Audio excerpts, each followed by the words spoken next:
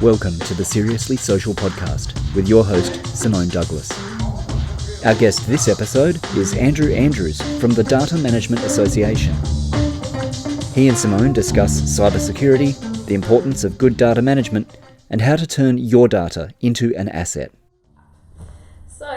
Today on the Seriously Social podcast, I'm joined by Andrew Andrews, long-time friend and business associate. I think we've known each other for at least 8 years now, if not longer.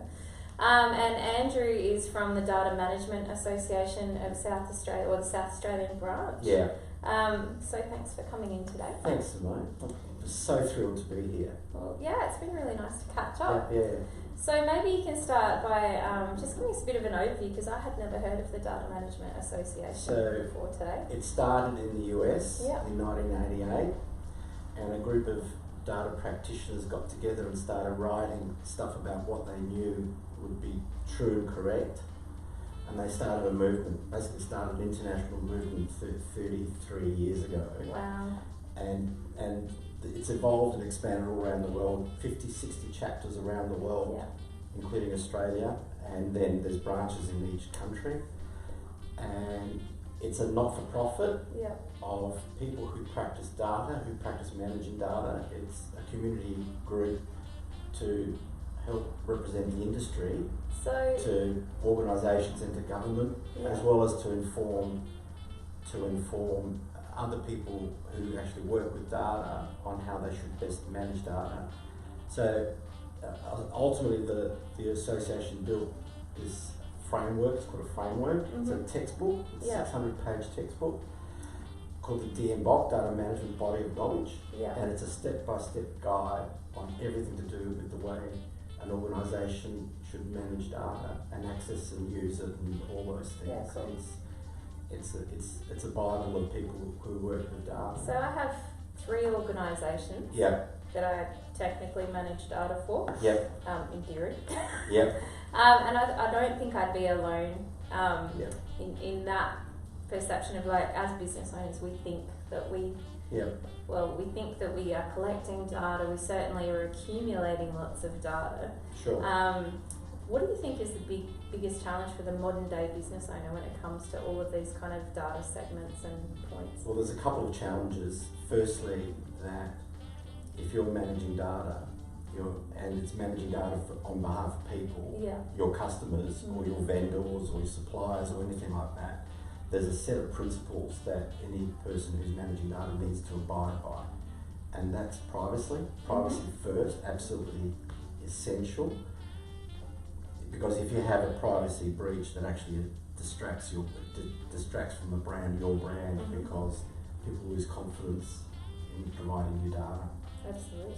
So there's an issue of ensuring that whatever data is provided to you is kept confidential and safe and secure and all of those things.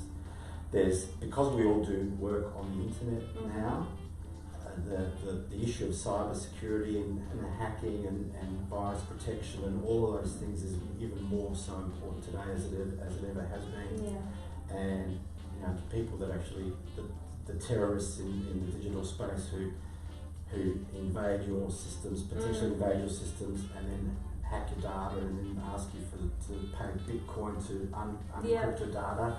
That's a big threat. So you need to ensure, any business owner needs to ensure that they've got the virus scanning software and all the security protocols, firewalls, all that sort of stuff that you should have to make sure you keep your data safe and secure. The other thing that's critical is assuming that you've got it private and secure and safe and all of those things. The next question for a business owner is, how do you convert data into something that's a valuable asset for your business? Absolutely. I mean, that's ultimately, you collect data for a purpose. You collect data to transact, but ultimately you're creating data which gives you a representation of what's going on in your business, in anyone's business. And the trick is how do you interpret the data that you collect into something that's meaningful and actionable for a business owner? And to the point where you can detect, you can read the signals in your data without actually having to physically be in your business, watching your business every day. If you're able to understand your data well enough to know what's going on, and maybe using the data to help inform what your next decision is going to be. And that's the critical thing, especially for businesses, especially for yourself as an entrepreneur who's running multiple businesses. You're not physically able to be in front of every business every day. So therefore, you use your data as a way of helping you detect and monitor your business. So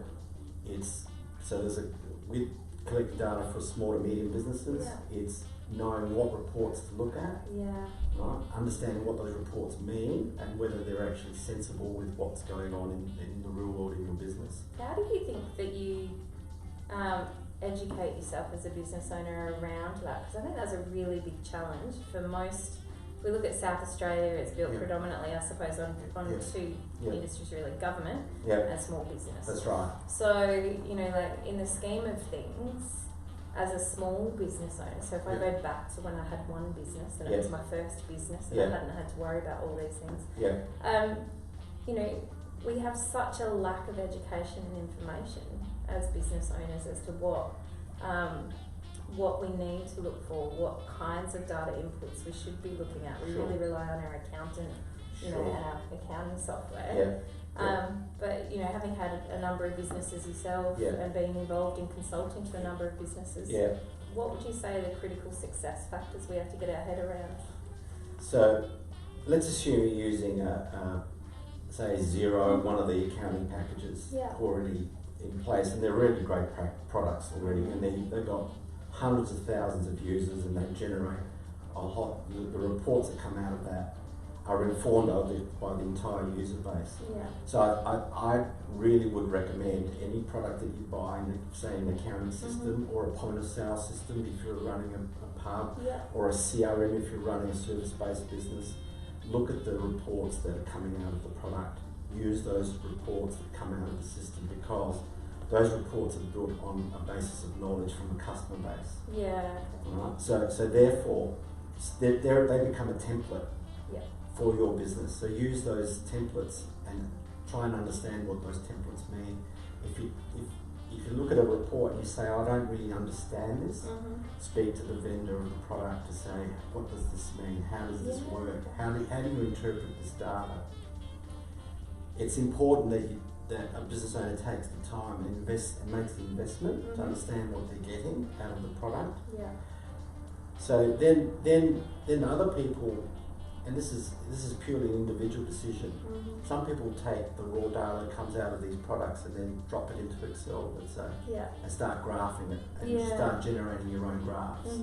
So it would take, if you're really keen, you could hire an analyst or someone to work part-time to actually take a data scientist or someone who's done data at uni to actually take some of that data and reimagine it for you for your business or businesses.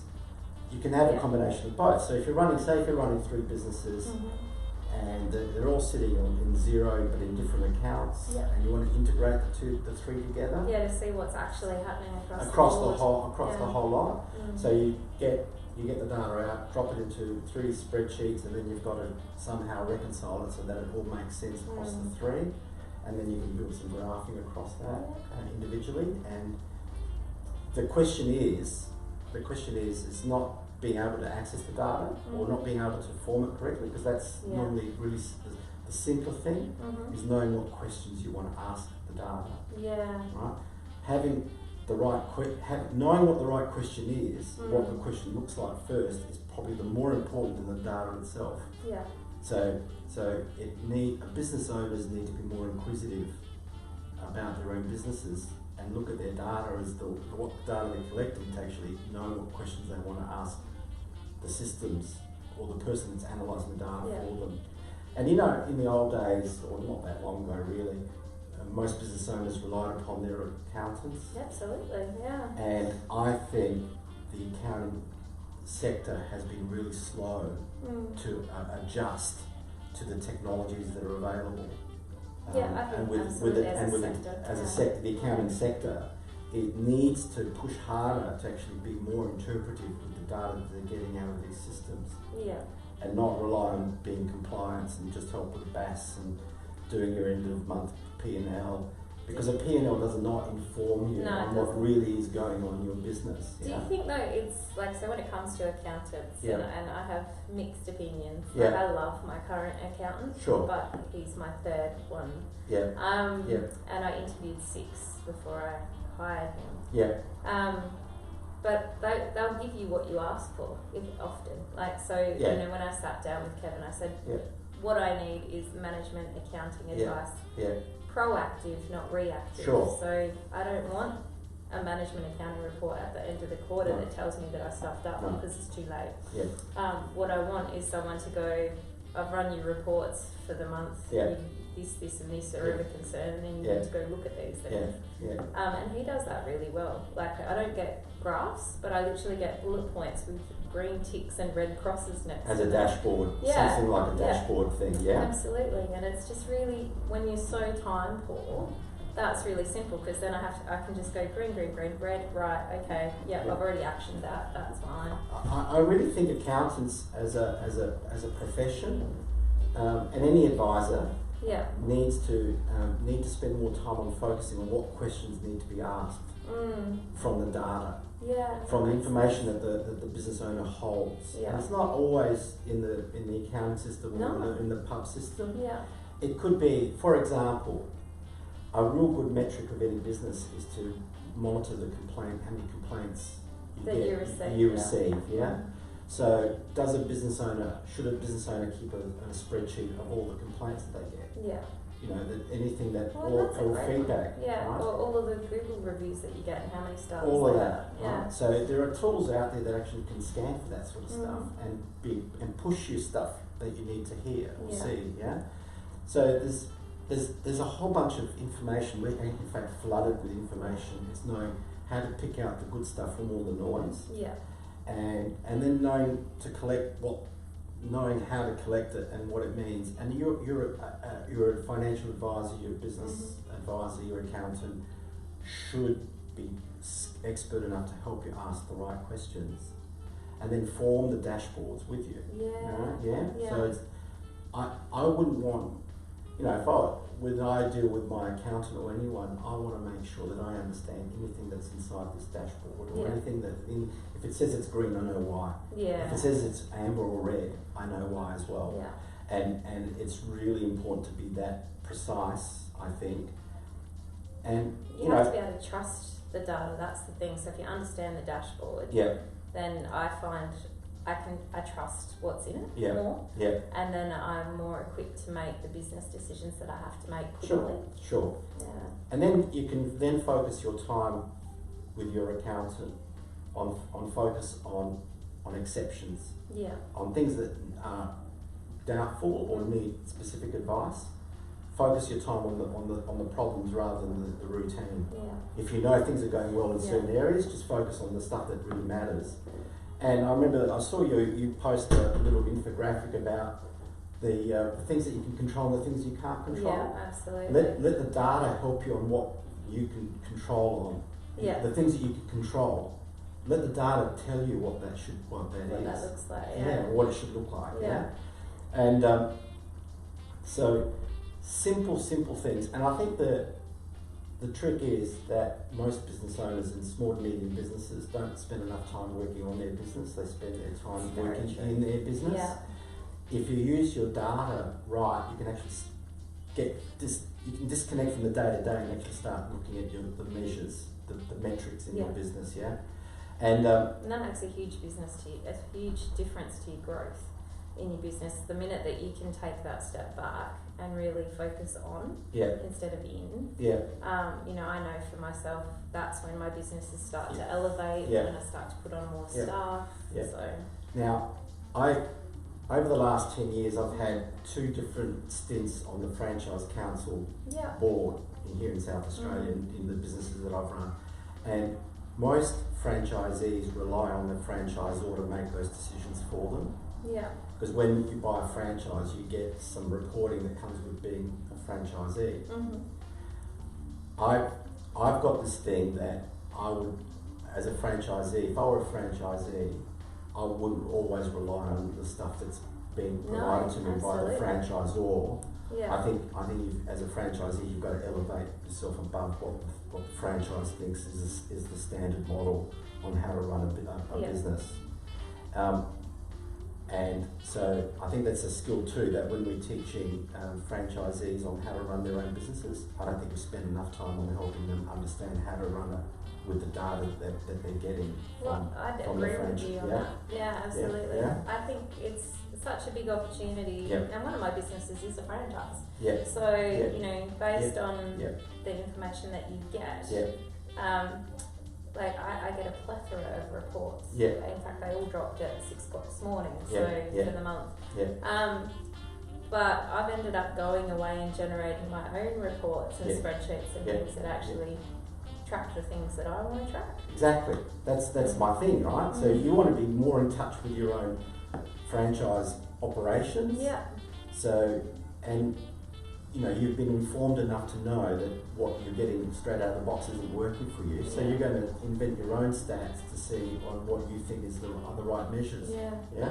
And I think that's, you know, that's why I get excited about data, because data is the new gold. It's what the 21st century will grow based on our data, the data that we collect. We now have a sea of data, and we're getting it just grows exponentially every day. You know, this whole COVID thing, we're now flooded every day with data about COVID. COVID. Now that's actually, you know, with all the negativity that comes with COVID, what it has helped me is actually tells people every day that the data, using the data, can actually change people's lives. Yeah, very true. And every day we're hit with news stories. Here's the infection rates, here's the transmission rates. You know, all of that we're actually throwing data every day, and it's actually been a good thing, because I think as much as it's been a pandemic and it's negative, the good thing is that it's actually taught us that data served to you on a daily basis is important. Yeah, absolutely. And if we can transfer that into the way we run our businesses, I think businesses will run more efficiently, more effectively. If people get into the discipline of using data for that purpose. I think that's a really good point to end on, actually. So, in this scheme of things, I think exactly that. If we get in the habit of looking at our data on a daily basis in our businesses and making informed decisions based on that, we're going to have a very healthy local economy, which is definitely something that we need to build and grow. We definitely need it. Yeah, so thanks very much, Andrew, for joining me today on the red chairs. Thanks, and Simone. I look forward to catching up with you over lunch or coffee or something soon. Anytime. Pleasure. Really, really good. Thank you. Thank you for listening to the Seriously Social podcast. See our website for more details at www.socialmediaaok.com.au/podcast. Check the show notes for credits, music used in the program, and more details about our guests.